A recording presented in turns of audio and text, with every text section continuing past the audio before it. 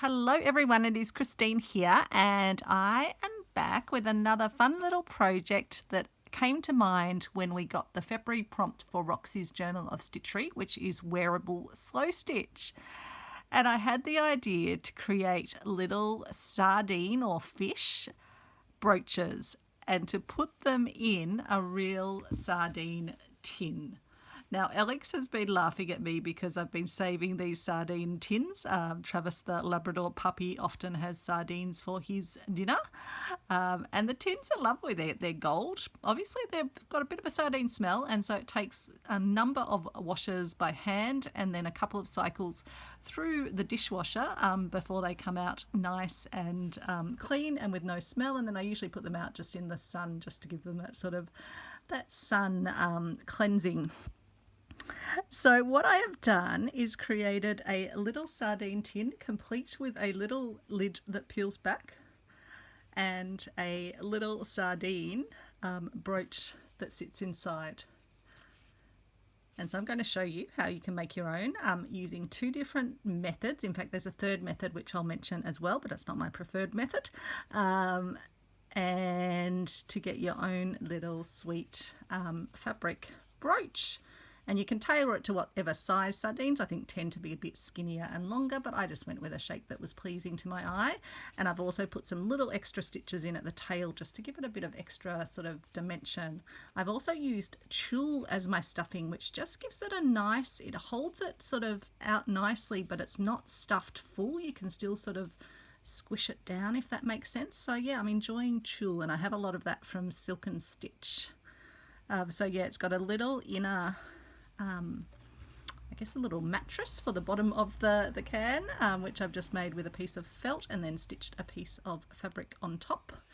And the good thing is that doesn't even have to be glued in because it just sits beautifully in the bottom of it, and it just gives a nice rest because otherwise the pin of the brooch would be sort of rubbing against it. I've used, and I'll show you how I did this, some washi tape, but it's a fabric type washi tape. Because the edges of the sardine tins, they're not super sharp, but they've definitely got an edge on them, and I didn't want anyone, if I give this as a gift, to hurt their fingers or anything, so I just used a sweet little washi tape.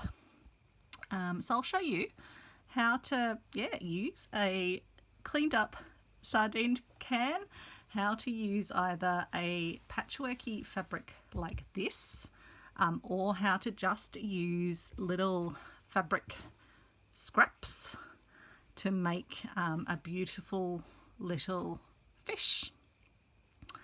So we'll start with the fish first up. So what I did for myself was cut myself a little template.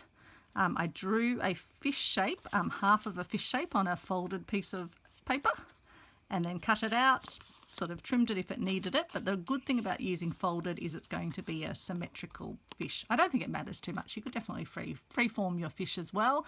If it wasn't symmetrical, you'd just have to be careful when you're cutting out your two pieces, because you're actually going to be using two pieces to put your fish together. So if you have your template, then you can trace it onto, I'm using felt as my base.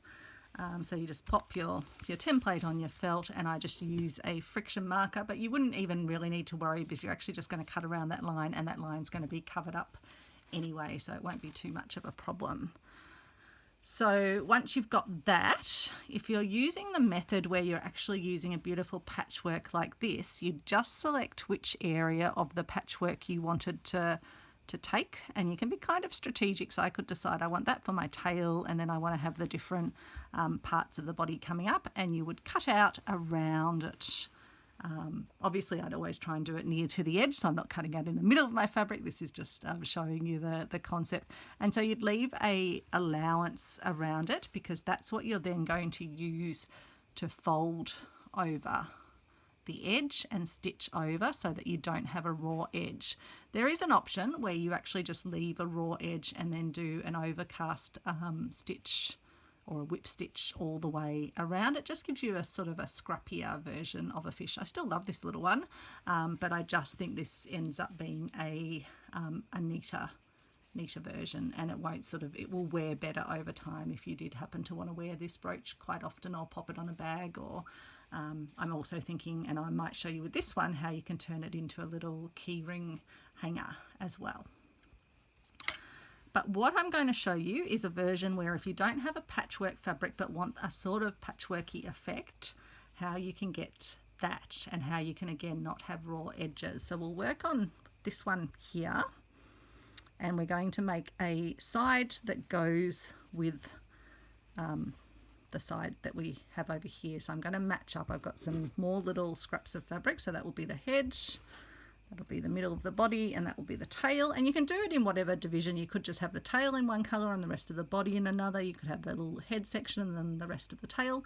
You can do it on diagonals like this. This method you can definitely adapt. So I'm going to start at the tail because it's actually the trickiest bit, where you've got to work around the folds. And so in this method, we're not going to worry about the raw edge here, because we're going to cover it with a folded piece at the next stage. So all I want to do here is work out approximately how far up I need to go. So something like that. And I'm going to leave myself enough room around the base. And then I'm going to find where I have managed to, in this time of getting ready for the video, managed to lose my thread, but I've actually found it. And then I'm going to find my scissors and we can start the process. So obviously it's easier if you do have this sort of patchworky style fabric. Often you can, yeah, I think it's probably maybe a style that was previously made. Most of my fabrics are secondhand and vintage. But I'm sure, yeah, I have seen people selling patchwork style fabrics as well. This one I love because it's got that sort of Japanese theme, and I just love how this almost looks like those little Japanese wave paintings. I can't remember the artist that does those great paintings. So I'm just putting a little knot in the end. It's not going to matter to come through from the felt, because this is all going to go on the inside of the fish anyway. So you'll just want to try and get it sort of straightish with, if you've got a pattern like this fabric does. And what I will do is I'll just put a few stitches in just to get us started, and I'm just going to do them along the edge. That's what I did on this one. I actually ended up just doing some stitches all the way around. I'll just do a couple of stitches, and then I will put in some little stitches where we're going to want to be able to do the folding.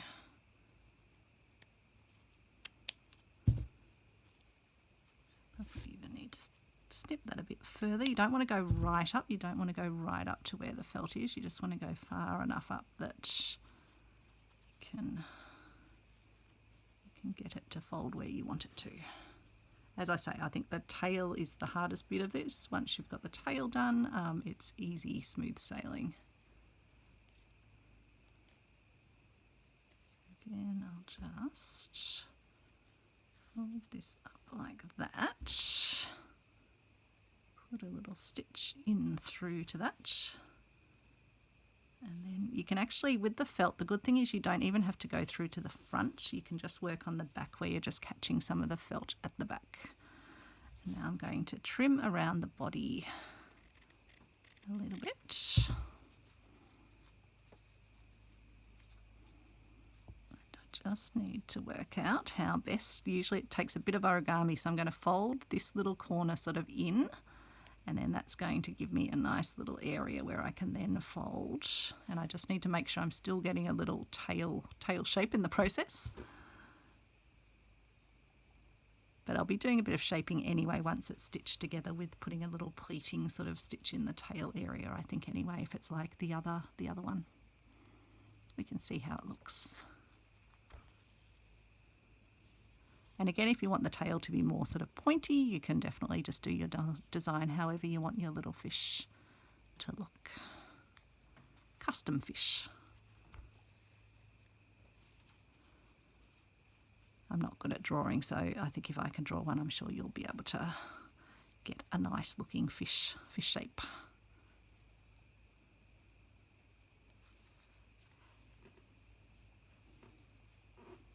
So that was just my shoes squeaking on the rung of the chair.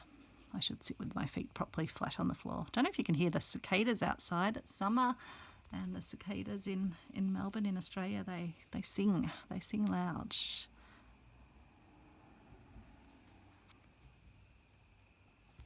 I remember being kids and we used to collect up the cicada shells, and we'd sort of stick them on each other's arms or clothing because they almost have, like, I think they've got little micro, not hairs, maybe little fibery sort of things that stick to things. So we used to, laugh when we'd stick them on each other. Childhood memories. So again, I want to make sure I'm getting a little point for the tail. Just might need to just make sure I'm getting a fold just where I want it for the... So yeah, I sort of think of it as a bit of origami at this point, just to get the stitches for the tail.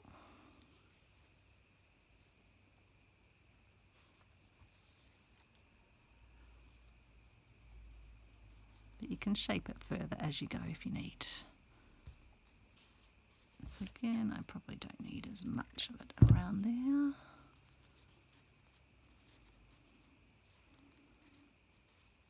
Might want to, depends whether I think I'll be able to get it to sort of cinch in without putting a little cut in. I think I'll be able to do it just with the thread. I don't think I'll need to put a cut there. Oops, except I've managed to actually, in the process, cut my thread, but that's okay. We're just going to carry along and put an extra stitch over where our last stitch was, and it will be fine, I am sure. Just stitch down the cut end. I started last night watching, I mainly watch YouTube videos, but I'd heard from some of my friends in the UK about Mr. Bates versus the Post Office, I think it's called. Fascinating and a true story, and just devastating to see. I've only seen the first episode, where I think, you sort of see some of the impacts that it had on people being imprisoned for a computer program that was making it look like they were fraudulently doing things with funds in their post offices, but these good people that were maligned and put through hell. Just awful, and told all the time, oh no, it's only you, no one else is having a problem. I hope in the process we find out that the people that were responsible, because people must have known, and you always think in these situations people knew, and no one actually did anything. There was no whistleblower that came out. It took the postmasters or mistresses themselves to actually bring it forward. I think I have a really strong sense of sort of that social justice and of people getting a fair go. So I think we all do. I hope we all do. But just to think that people had to, it just went on for years. People were in jail for years and never did a single thing wrong. And you don't get that time back. It's all good and well to kind of get justice in the sense of finally getting an explanation that it wasn't you, but it doesn't give you back those years that you were behind bars.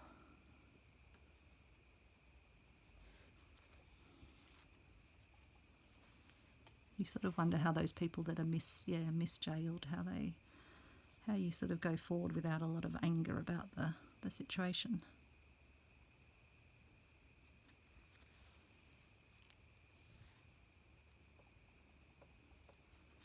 So yeah, definitely not. I don't know whether I'm looking forward to watching it, because I look forward to seeing the little people sort of get not victory but get justice over the evil corporations.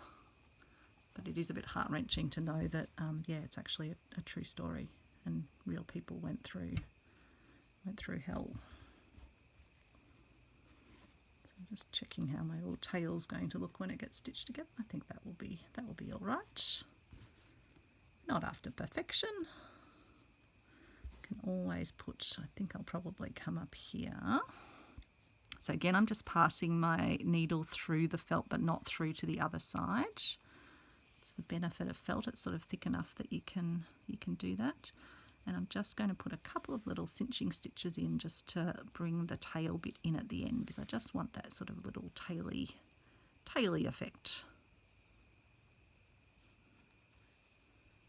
So yeah, let me know if you've watched Mr. Bates versus the Post Office, or if I'm getting the title wrong, the equivalent of what I'm saying.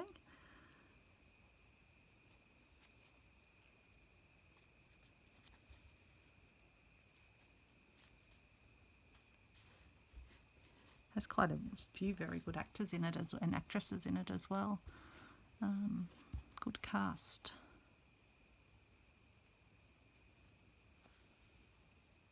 There's one of the actresses that was in Broadchurch, the second one.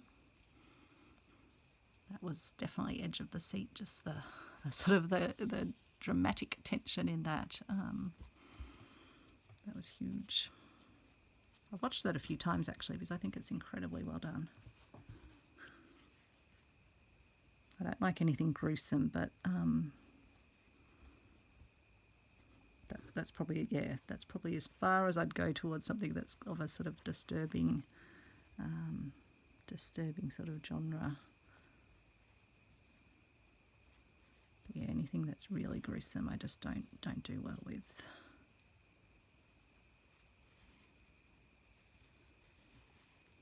So now I'm going to come up from where the tail is.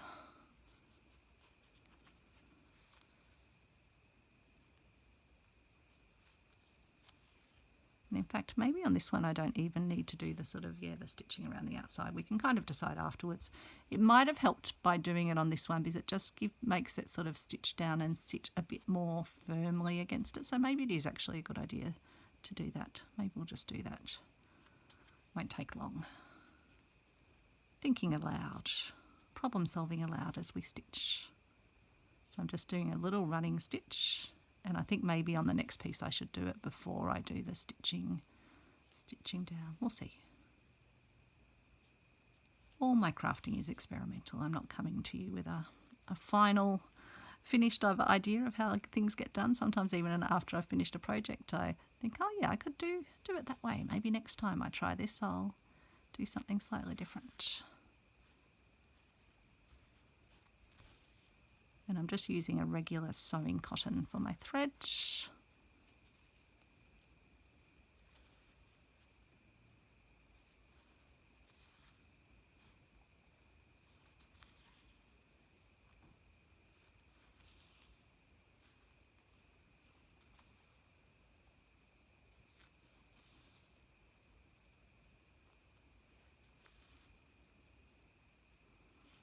It really doesn't take long, does it, when you do it that way?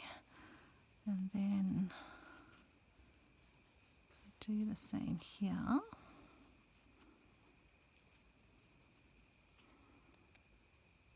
And you can use those little quilty clips if you need them. I find they're helpful when you're actually stitching the fish together.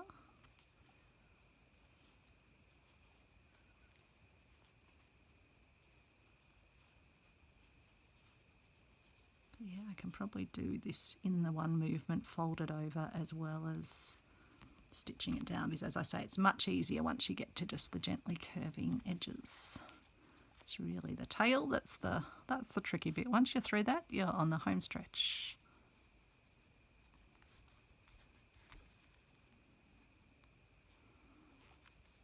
And so yeah, there's just so many different variations of how you could do this. If you wanted it really scrappy, you could leave raw edges, and you could actually collage a piece of fabric first of all with lots of sort of like stitch on lots of different scraps, almost like something like this, and then you could cut your fish out from that, although you'd have to be careful that it didn't cut through too many threads and the scraps came off. But this method of just having scraps and folding them over so you get a non-raw edge, it's a great little method. Just going to make sure it's nice and straight, or not super straight, but straight enough. straight enough. Okay, and then I'll pop over this side, and I'll just work my way down the side.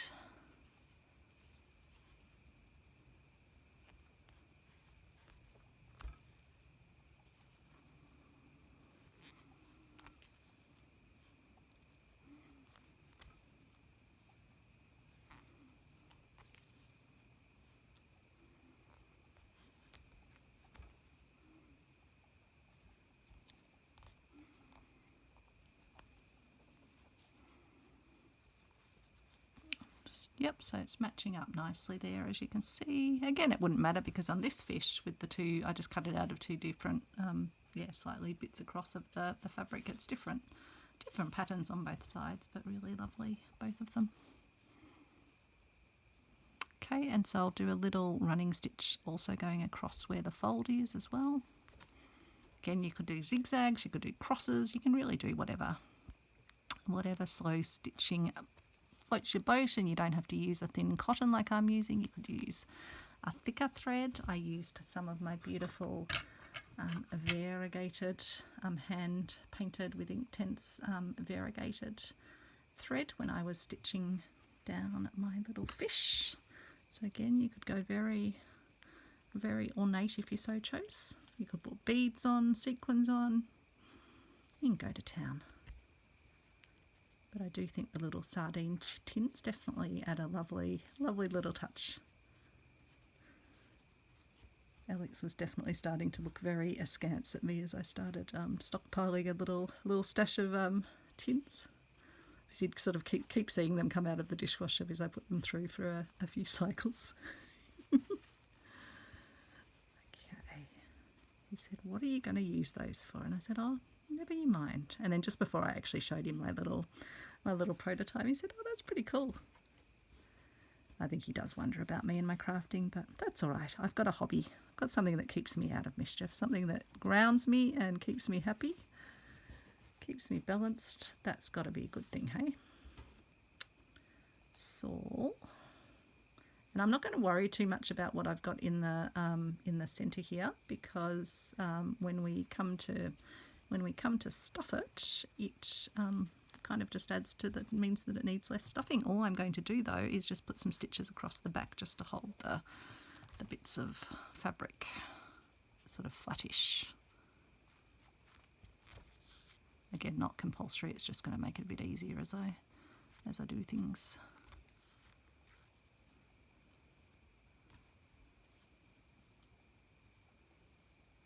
So I'm just really picking up either side of the bits of the fabric, not going through to the front or anything, so the front's unstitched. And then again, that's a raw edge, but we're going to cover it with our little folded edge. So I'm just folding and finger pressing the section under. Again, how far up do I need to go? I think I've virtually done them. They're taken from exactly the same bit of fabric, so I just need to really go and cover part of the heads of this first row of these ones. Remind me of little fish, this second fabric down here. I don't know if they're meant to be fish, or maybe they're meant to be bunnies actually, with little bunny tails. I think that's what they're meant to be. What do you reckon? I don't know. I really did think they were meant to be fish, but now I'm wondering. Now I am wondering.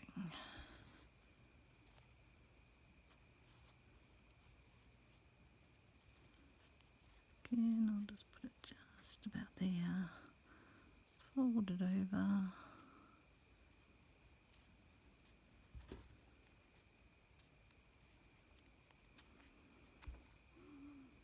And I'll just begin the process of stitching around.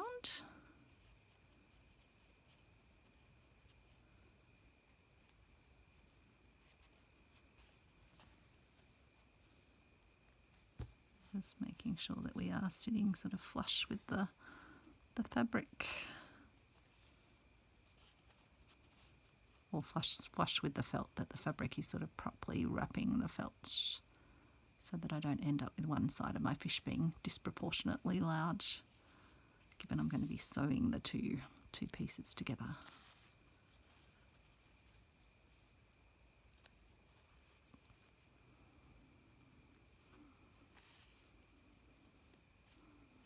So probably don't need all of this, and I can save a little bit to use for another little scrappy project. Don't need all of it up the top either, or indeed all of it down there, but let's not cut the thread like we did last time when I was haphazardly chopperooing. So at this point I might just jump over to the other side.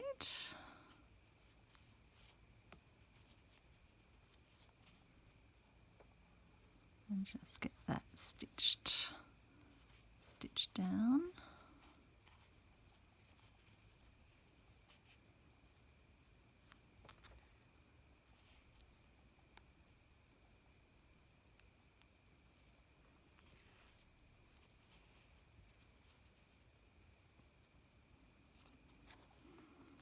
So it's Friday night here when I'm filming this. I don't know if this will go up tonight or tomorrow. I haven't quite decided. Depends how long it takes to load.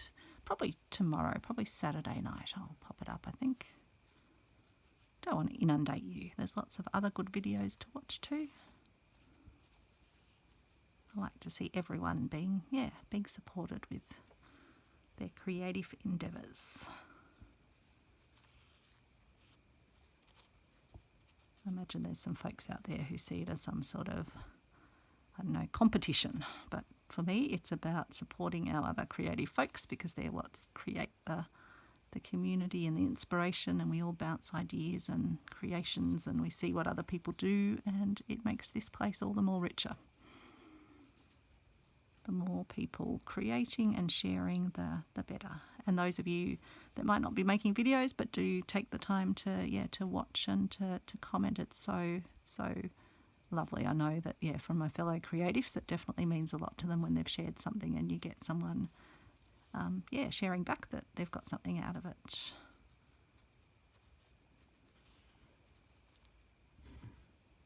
Does make a difference, gives you a little lift. Makes you think, I'll share that next crazy idea I've got to use old sardine cans and make fish brooches. Because hey, why not?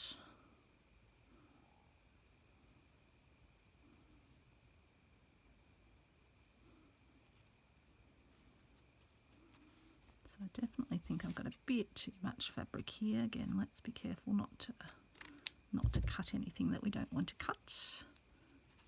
But I just feel like I just need to do a bit of origami at the end just to get a nice shape on my fish nose.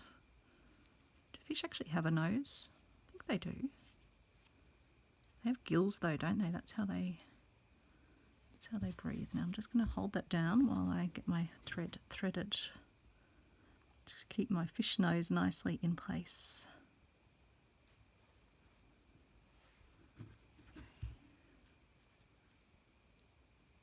Just put a few stitches in, and then I think we'll have to add some more thread to the mix, although I think we've still got to do a line of stitching across the lower bit of fabric.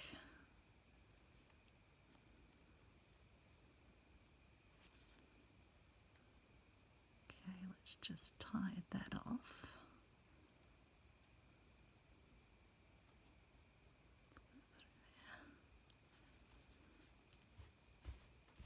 Oops, got a loopy loop. What did I do there? Oh my goodness. That's okay, I think I'm just going to make do. I will just, when I get my other bit of thread, I'll just bring that one over. That's what I'll do. Almost like a little hook or something, but that's okay. I've still got to put some stitches along here just to hold that little bit flat against the surface. Get myself some extra thread.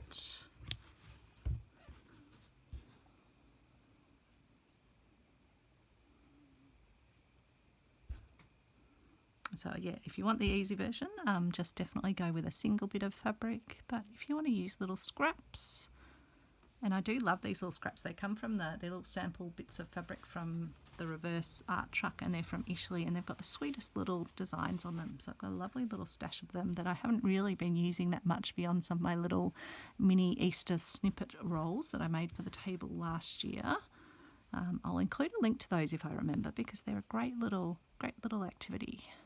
And you could start now and you would have a bunch of lovely little ones for Easter when it comes around at I think it's the end of March this year. So that will be upon us very soon. My March is shaping up to be very busy because we've got 2 weeks. Well, we've got 2 weeks of holiday, so not busy in that sense, but not busy in the sort of work sense. But we're going to the Southern Highlands in New South Wales, so travelling 8 hours by car to go to the Fleur Woods workshop. And then we're coming back via Alpine, Victoria, and spending a week there. And I think my parents are going to come up and join us with Lucy, their dog, so that will be lovely.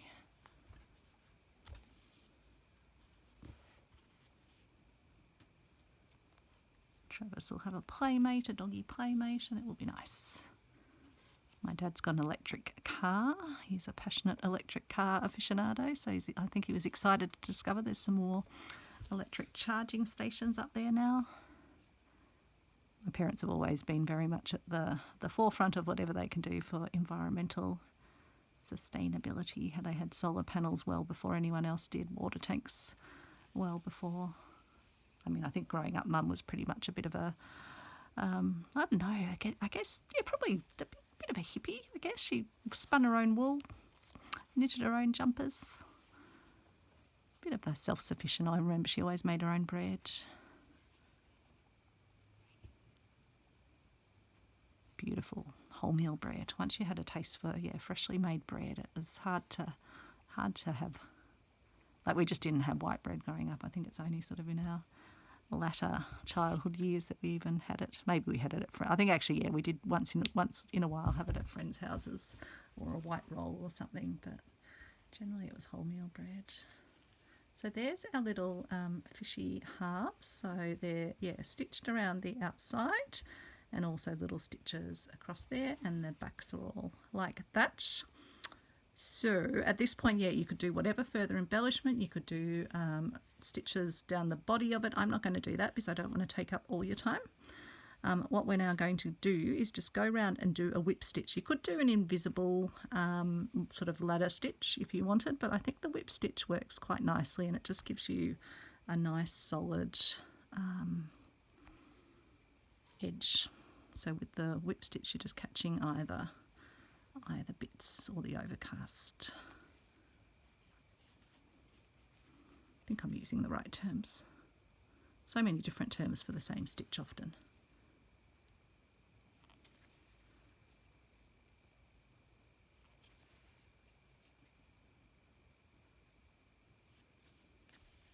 And if you wanted at this point, you could use one of the little sort of clippy clips to just hold it together, but because it's quite small, you'll probably find it's okay. And even if the shapes don't line up perfectly, don't worry too much, because it's going to have a bit of stuffing in it, so that will hide any misalignments. So we'll just race our way around. Remember, when you're doing this, don't get carried away like I often do and get all the way around to the end and realise that you haven't left your hole for the stuffing. That's a friendly advice from someone that's quite often got carried away and fallen into the relaxation of stitching and just gone, oh, where am I going to put my stuffing in? But we'll try and remember today. I'll try not to yabber away to you too much. I think we're going to have, we've just had some nice cool few days after some really hot weather and then some really horrendous storms that whipped across Victoria to the point that they crumpled the like the big metal power towers. It was just incredible to see them. The towers looked like they had, they looked like they were made out of, like tin foil, by the way that they had actually crumpled on the ground in the super strong wind. So there's lots of people that are still without power, lots of people that have had damage to homes, and there's also been some bad bushfires that have resulted in loss of homes. I haven't heard that they've resulted in loss of life. I must admit I don't watch a lot of the news because I find it quite disturbing. But yeah, just sending my love out to any folks that are affected by either those extreme weather events, but other things happening. Sorry, my needle's making a funny noise as I push it through the thicker sort of 4 layers of fabric at the folds.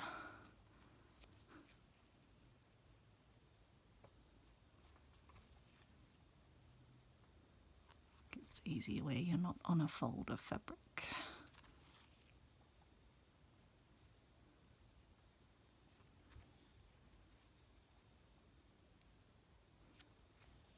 And again, you wouldn't even necessarily have to put stuffing in if you were happy with a sort of a flatter fish, but I think the stuffing does add a nice little effect. But as I say, I'm enjoying using tulle as a stuffing. I just actually used it because first of all, because it was close to my desk. I had a little scrap bit up in my scraps jar, and I thought, oh, I'll give that a go. Don't have to get up and get cotton wool. And I quite liked what it did. So again, at the tail, just try and get that little sort of pointy effect, but we can always come back and add a few stitches once it's stuffed to get our tail looking exactly as we want it to look.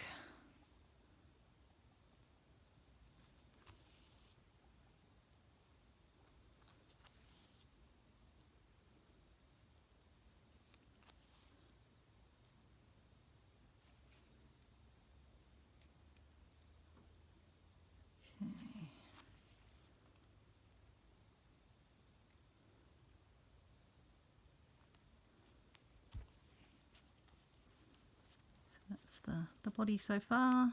So then we're just going to whip up this side. And if you want with something like the tail, you can always put some stuffing in once you've kind of got that little section done, because it can be harder to push the stuffing down to the tail. So I can show you how that works.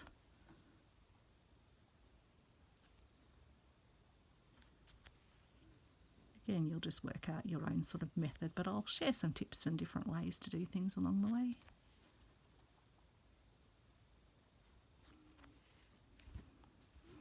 So where did I put there's my bag of tulle scraps. I think these are bigger ones. I just worked out the one that was easiest at the top. These just came from Silk and Stitch in Melbourne, who do bridal wear, but then they remnants and scraps and bits and pieces they make available to purchase in amazing boxes where you get such a variety of goodies. But I just got such a good wealth of tulle. I'll have enough tulle for the rest of my projects, I think. I do have some more fun ideas actually using tulle for a few different applications. I'm sure you'll see this come out again. So I might even just get a smaller bit to use for the tail, and then we can use a separate bit for the body. Hard with tulle to know how much you need, but I think I probably only need a quarter of that. And so this is just if you want to get the tail stuffed before you do the rest of the body. And sometimes I use my friendly single knitting needle that I use sometimes when I'm taking out the templates out of my Epiflex English paper piercing.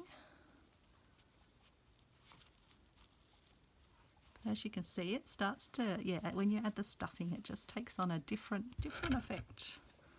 And you can definitely do these, if you had a sewing machine, you could do a version where you're not actually stitching around the outside, where you turn it inside out, but I don't have a sewing machine and I like slow stitching, so this is the sort of slow stitch version of it.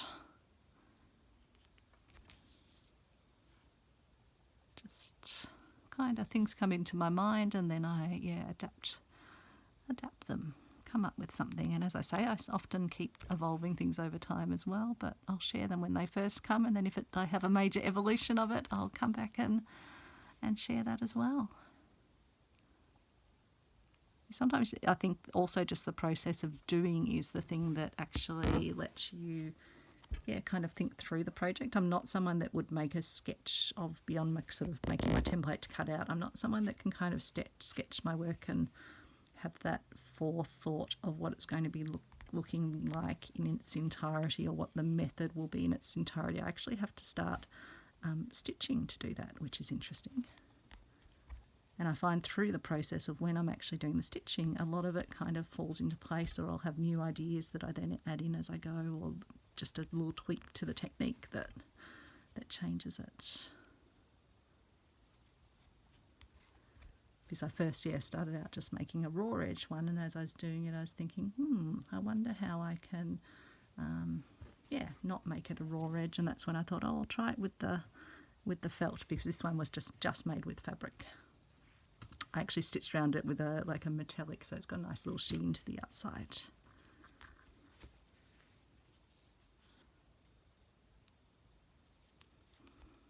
I'll still definitely use that one for something. Might use it in a little underwater scene. Might just make it a little hangy decoration even. So this is probably the point where I should stop and put the rest of the stuffing in before I get carried away, Christine. How much stuffing do we want? Might start with that much and see how we go. So I'll leave the thread attached. Try not to stuff the thread in the process.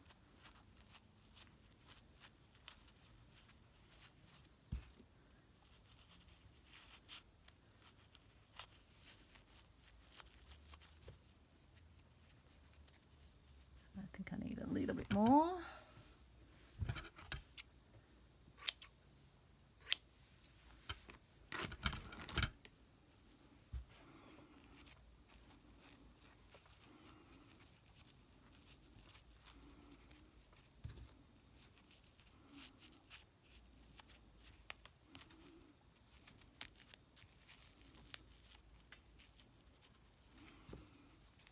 Okay, and I think that looks pretty good. It's got a nice thickness to it.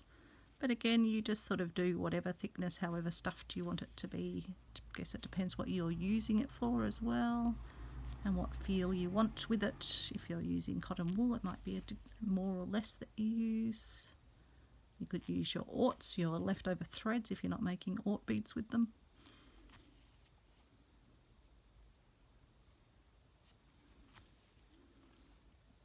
I've seen some people saying how they have a shortage of orts, but because I tear up a fair bit of fabric as well, I get a lot of orts from the remnants of the fabric as well. When I say tear up, I mean when I'm taking sections off, I'll be tearing it, and you get the sort of, the bits that get left over from the edge. So that now is our beautiful little fish. You can put an eye on if you want, but you don't obviously have to. I don't think I'll put an eye on mine. Just getting rid of this little, in fact I might cut off that little bit that was a little loop, because I don't think it will cause a problem with unravelling at this stage, because it was really just the decorative little stitches.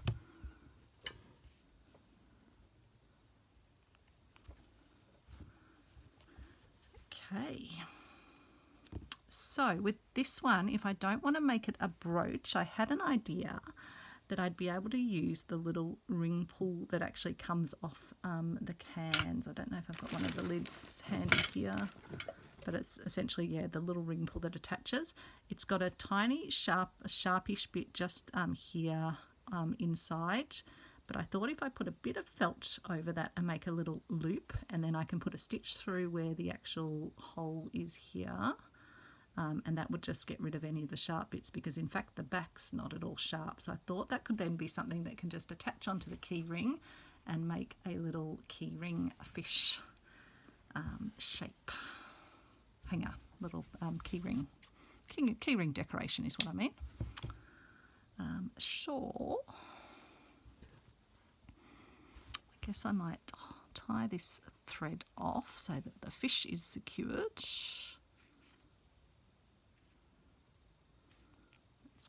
Another knot in, and then we'll just secrete our thread into our fish by popping. Okay,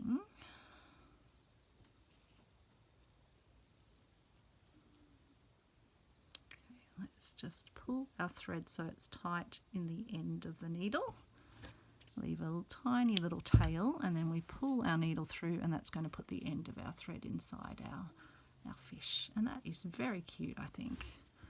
Then let's get ourselves wondering, what do I want to? Do I want to use a nice, do I want to use some of this thread? Maybe I'll do that.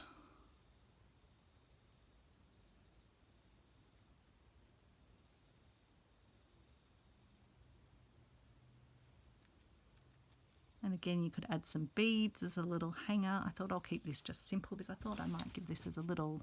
Alex's birthday's coming up. We don't go hugely out for birthdays. Because we're going away soon. We just have a little celebration together, and there's not much either of us actually sort of want for.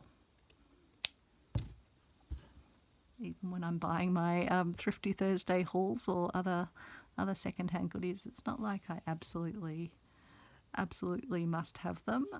I do try and now really look for things that I don't have much of in my collection and which I know I will use.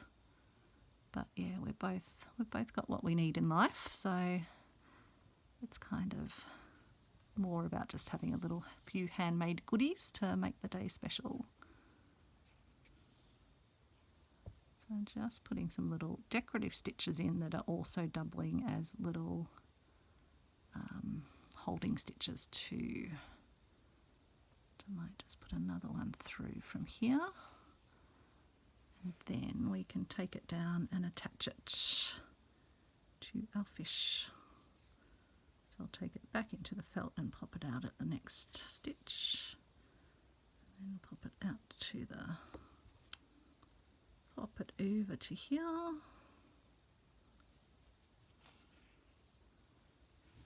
And I guess I can just come down and through my little fish. I think that will work. We shall see. And then come back.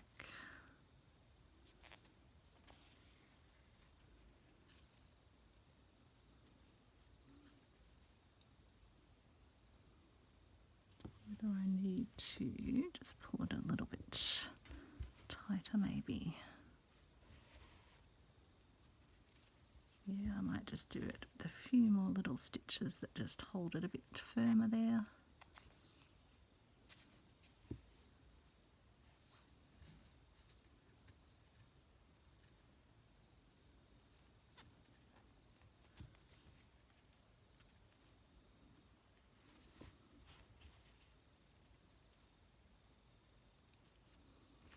But yeah, otherwise you can make a very sweet little brooch, which I guess fits more with the wearable slow stitch. This is just another idea, perhaps if you're making for a male friend or someone that's not a brooch wearer. It could also make a little necklace, or you could have a little bag sort of bag pin. You could hang it off a journal. So a few different applications, I think. Some little V-shaped stitches in here, I think. Just make it a bit decorative, but also strengthen it and attach it well to the little fish.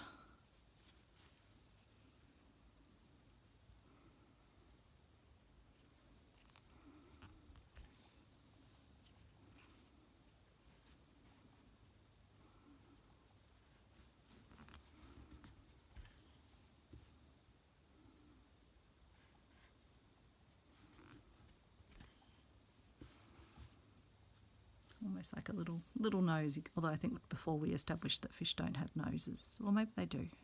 I'm sure someone will tell me, someone who knows fish anatomy.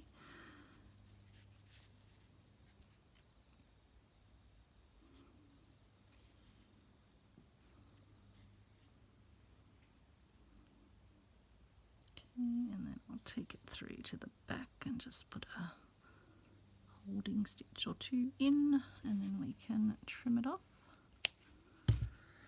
And so that will be a lovely little fish hangy. And then I thought I'll show you how I approach the task of turning the can. This one's not got, I think it's just got discoloration because I actually also sprayed it with like a lemon myrtle spray as well. So it's just sort of, yeah, I don't think it's a residue or anything.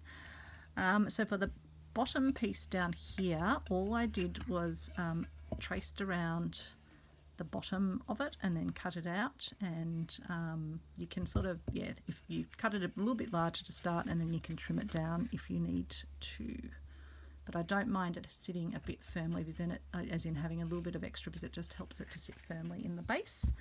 And then you'll want to pick a fabric that you want to use as the little base piece, like I have down here, to put over the felt. I thought for this one, because it's kind of got those goldy and blue colours, I might use this little sample from the Reverse Art Truck. And again, we just want to run around with some stitches. I might use a gold thread. Just grabbing something from my drawer over here. If I've got something suitable. It's not quite what, that's not one that I was thinking of. Ah, there we are. That's the one I was thinking of. So I might just show you the start of this, so I won't make you watch the whole, because I just want to keep this video to an hour. So all we're going to do is just come through from between the fabric and the felt, just so that the knot gets hidden. If we've actually put a knot in our thread, gets hidden between the felt and the fabric.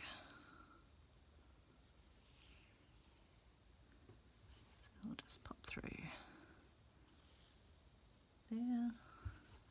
We'll lay it sort of flat on the on here with a bit of edge around it, and then you can just start stitching around.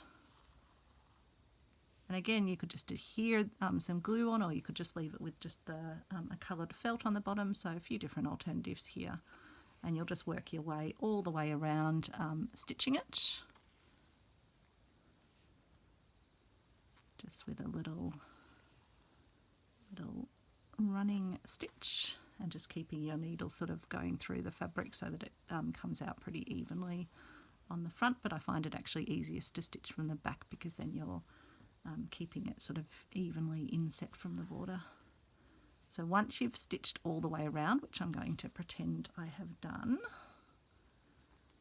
let me just finish getting around to here.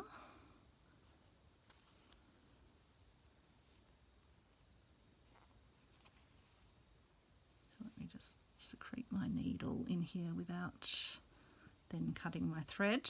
So once you've got all the way around, what you would then do is trim around where your felt is. And I'm just using a raw edge. Again, you could turn it under if you wanted to, but I think the raw edge will be a-okay. So I'll just take it to there, and then that will just sit down in the bottom of your container. So I won't show you any more of that. I'll just leave the thread with it, so I can come back to that and finish the gift. In fact, we still need the can. The next bit is to put some of the internal ribbon around. I'll probably actually end up using a different one on this container if it's a gift for Alex, but I'm just going to show you the method so you can do it yourself. So when I did it around here, I used a single piece and then just kept it on the roll and just sort of kept rolling it around bit by bit.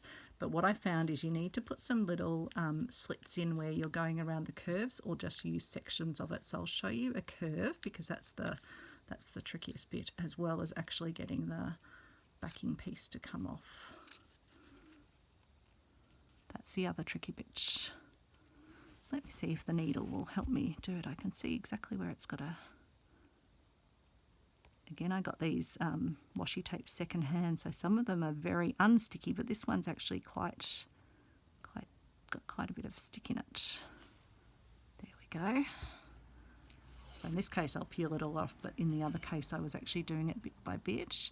The bits that are trickiest are the curves. So let's say, and all I want to do here is just cover just over where the slightly sharper bit is. So I would come down, say, the straight section, and then when I got to this bit where it's going to curve around, I'd put a little slit in at the top, and also, well, at the bottom and at the top. Sorry, that was my belly making a noise. Wasn't anything else untoward. And so yeah, then you just create, otherwise it's going to struggle a little bit to go around the corners, and I had to then go back on the other one and actually put little slips in after I'd stuck it down. Yeah, the main thing's just to make sure you are covering that little rough edge. You could also do this just with a strip of fabric and some glue as well if you didn't have like a fabrics type washi to use. So again, at this corner I would be inclined to put in a little slit at top and at bottom to help you get around the corner without it kind of going buckling. So as you see, it just makes it sit so much better. So that's the method. So yeah, just using a fabric washi if you have it, or a strip of fabric. I also thought you could use even a bit of felt if you needed to, and put that round. So a few different options with, and you could do that with fabric glue. And as I say, I don't think it's super sharp. I just want to make it nice, and it does just add another little dimension. And then the final step is creating the lid for your tin. And so for this, I draw around the lid, or around the top. So I just had to get over the top of my work so I could see where that I actually wasn't going off the felt. Let's not lose that needle over the edge.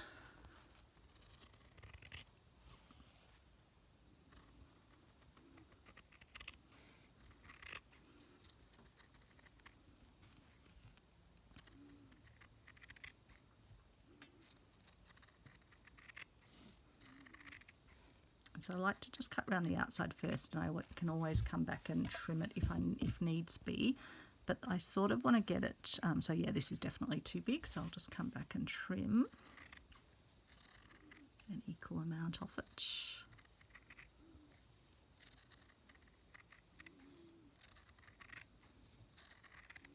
But it's always easier to trim down. You can't reattach it once you've trimmed it off, so I'd much prefer to kind of do a few iterations to get it just right. So it's probably still a smidge bit long.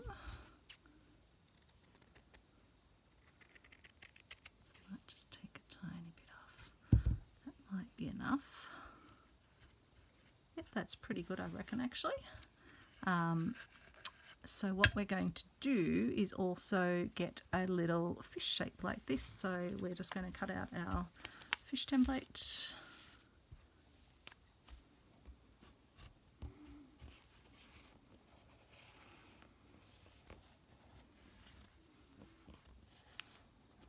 Oops. Don't know how well I followed my fish template just then, but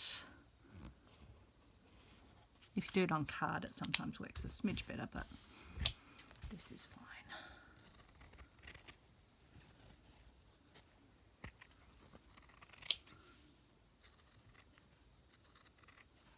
I'm going to cut inside it, going to cut in a little bit more at the tail.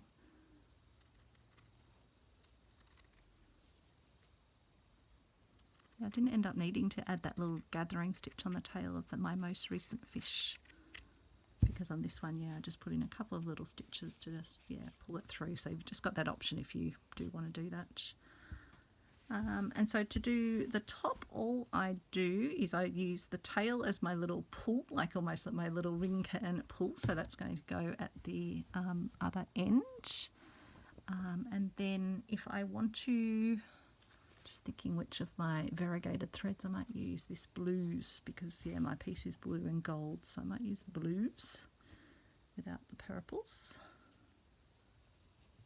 Just take a bit of that off. I again won't show you the whole stitching, I just want to show you how to do it, and then you can absolutely stitch away. Ask if you've got if anything's not clear to you in the comments. Ask. There's no silly questions at all on this channel. I'd hate to think someone's sort of sitting there going, I'm not quite sure how to do something. I'm very happy to help. sometimes we take things for granted. I was actually reflecting that to a colleague this week. We were kind of writing up a bit of a service offering for our area, and yeah, the amount that is implicit in what you do and then when you sort of put it all down on paper, it's like, wow, that's a lot. And just even the approach to how you do it, it's interesting. We take ourselves for granted sometimes, I think.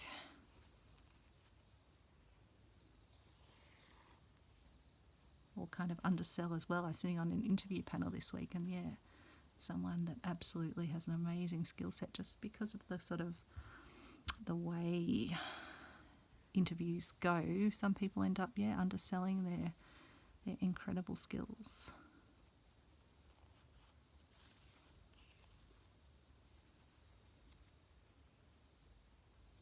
So here, I should be telling you what I did. I did a little French knot with a knot at the back to hold it down, so that's going to be hidden between the felt.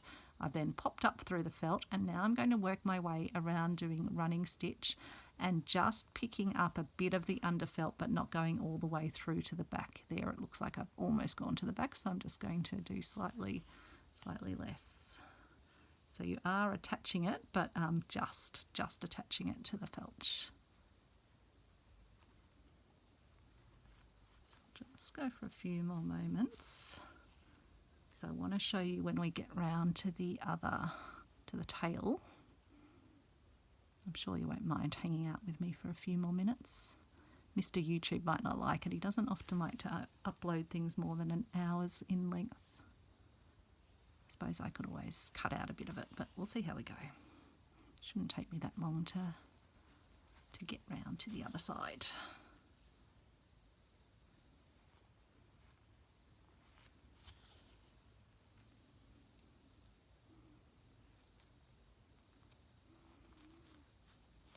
So yeah, I'm using my finger underneath to make sure that I don't go through the felt. Do take care if you're having problems with stabbing your fingers. You might want to put a thimble or something on. But you kind of, the more you do this, the more you get used to it, so you can just feel the needle sitting on the upper layer of felt and just capturing that.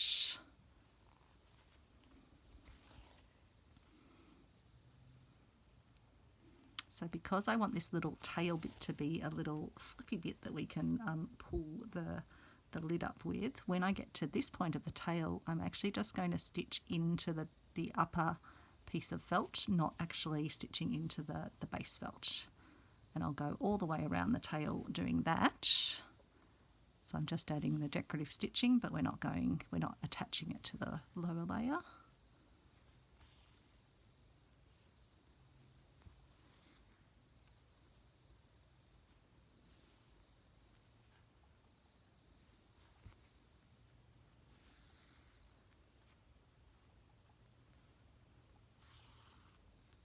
So I'll get back to this point of the tail, and then we can, on the next stitch, we can go back down and start catching the felt again. So I'll just do a few more stitches and then show you. I won't get right to the end. So what that results in is a nice little flippy bit up that you can use to open your tuna can or your sardine can, and then the rest of it's all anchored down with the stitches, but nothing's come through to the back. And so then the final step, once you've got your washi tape all around, is I use this end of it to be the bit that I then attach my felt to.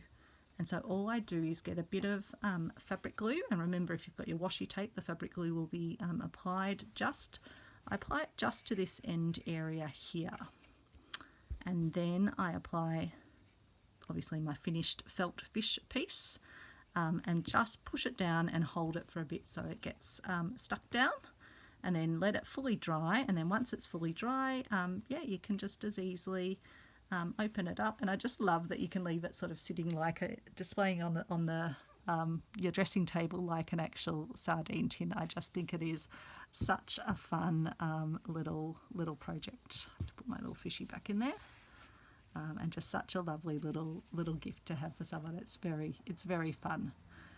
very sweet and can be customised in whatever way. You could also cover the entire interior of the tin with fabric. If you didn't want to use the washi tape, you could sort of push it up the sides and have it cover up to here as well. But I think it's, yeah, so sweet, so fun. I think I might be making these for the Easter table. I think they might be the fun little addition. So I'll have to let Alex let me save some more of Travis's sardine tins. So thanks so much for watching. I will let you go. You've been very patient, and I hope you enjoyed these wearable and keyring bits of slow stitch. Thanks everyone. Bye.